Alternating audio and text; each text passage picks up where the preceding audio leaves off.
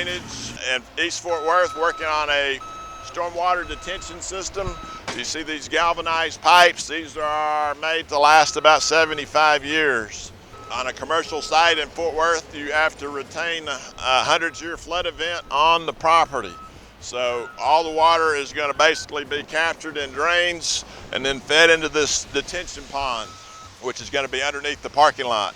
And this detention pond basically feeds to the south end, and water is going to discharge into the storm drainage system for the city.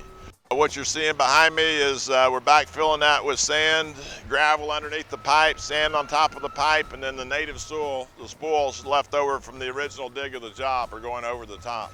That all has to be done properly, so when we put the concrete slab over the top of it, or vehicles drive over on top of the concrete slab, it doesn't collapse the underground drainage system that we're installing.